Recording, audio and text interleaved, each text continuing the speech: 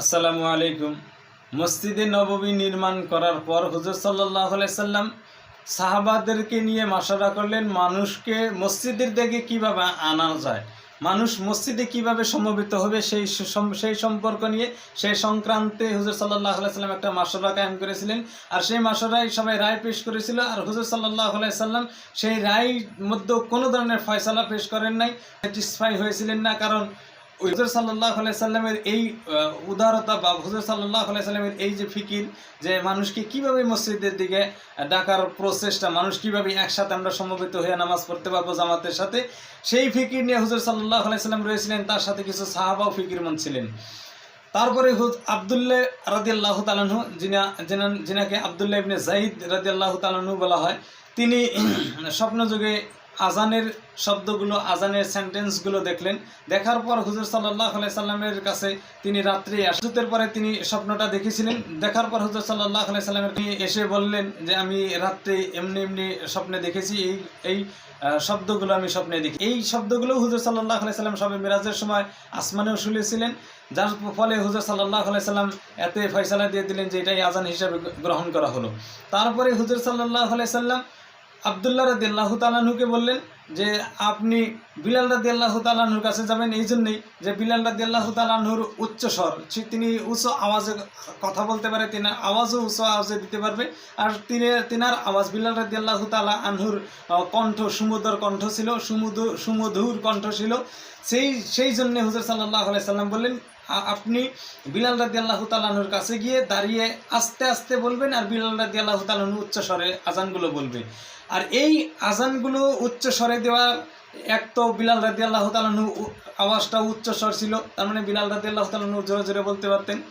তারপরে সুমধুর কণ্ঠ ছিল, সেজন্য হুজুর সাল্লাল্লাহু আলাইহি সাল্লাম বিলাল রাদিয়াল্লাহু তাআলা আনহুকে নির্বাচন করেছিলেন। এখন আমার বলার উদ্দেশ্য এটাই হলো যে হুজুর সাল্লাল্লাহু আলাইহি সাল্লাম যে ব্যক্তি স্বপ্নে দেখেছেন আজানের শব্দগুলো, সেই ব্যক্তিকে আজান দেওয়ার জন্য মুয়াজ্জিন হিসাবে নির্বাচন করেন নাই, বরঞ্চ হুজুর সাল্লাল্লাহু আলাইহি সাল্লাম বিলাল রাদিয়াল্লাহু তাআলা আনহুকে মুয়াজ্জিন হিসাবে নির্বাচন এই জন্যই করেছেন যে বিলাল রাদিয়াল্লাহু তাআলা আনহুর সমুদর কণ্ঠ আর উচ্চ স্বরে বলতে পারে। সেই জন্য এই জন্যই যে ইসলামের দিকে, আল্লাহর দিকে মানুষকে আহ্বান করার জন্য সবথেকে বড় প্রসেস যদি থাকে আজানটাই আছে। দুনিয়ার ভিতরে সবথেকে তাবলিগ, যদি সবথেকে স্ট্রং তাবলিগ থাকে, তাহলে মুয়াজ্জিনের আজানটাই হলো সবথেকে বড় তাবলিগ। কারণ মানুষকে তিনি সব দিনে 5 বার করে নামাজের দিকে আহ্বান করে থাকেন।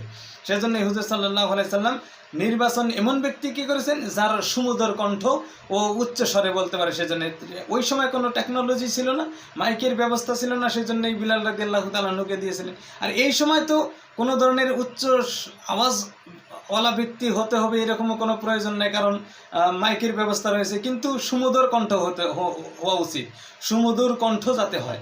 এই জন্যেই যে মানুষ আজান শোনার পর দিলের ভিতরে যাতে একটা ধাক্কা লাগে যে আমি আজান শুনতেছি, আমার নামাজ পড়তে যাইতে হবে। আর এখন দেখি আমরা মুয়াজ্জিন কাকে রাখি, আমরা যে ব্যক্তি রিটায়ার্ড পারসন, তার মানে সংসার থেকে তাকে রিটায়ার্ড করা হয়েছে, অবসর করে দেওয়া হয়েছে, চাকরির থেকে অবসর, গ্রাম থেকে অবসর, মাতব্বর থেকে অবসর, প্রত্যেকটা কাজকর্ম থেকে তাকে যখন অবসর করে দেওয়া হয়, তখন আমরা গ্রামবাসী থেকে বলি যে আপনি তেমনি বসে রয়েছেন, আপনি মুয়াজ্জিন হিসাবে আপনি আমাদের মসজিদে থাকেন, আপনাকে মুয়াজ্জিন হিসাবে নিযুক্তি দেওয়া হলো। আর সেই ব্যক্তি মুয়াজ্জিন হিসাবে থাকে, কারণ সে সব জায়গা থেকেই এখন রিটায়ার্ড হয়েছে, কোনো জায়গায় তারা আর কোনো কাজে লাগতেছে না, সে তখন মুয়াজ্জিন হিসাবে নিযুক্তি পেয়ে যায়। কিন্তু মুয়াজ্জিন হিসাবে কাকে দেওয়া উচিত ছিল?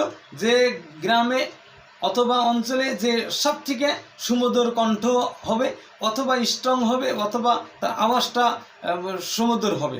আর মুয়াজ্জিন মাসলা অনুযায়ী এমন মুয়াজ্জিন হওয়া উচিত যে ব্যক্তির আওয়াজও ভালো হবে, আর ইমাম সাহেবের অনুপস্থিতিতে সে যাতে নামাজ পড়াইতে পারে, এমন মুয়াজ্জিন হওয়া উচিত। কিন্তু আমরা দেখি গ্রামে এমন মুয়াজ্জিন থাকবে যে ইমাম না থাকলে মুয়াজ্জিন আর নামাজ পড়াতে পারবে না।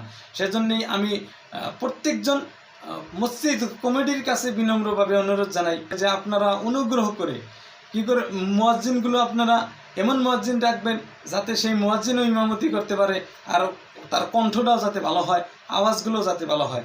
আর আওয়াজ ভালো না হওয়ার দরুন আমার মনে হয়, আমার ব্যক্তিগত কথাটা বলতেছি, যে আমাদের আওয়াজ সুমধুর কণ্ঠে না হওয়ার দরুন আমাদের বিপরীত পক্ষ থেকে যে আজানের বিরোধিতাগুলো করতেছে এই জন্যেই।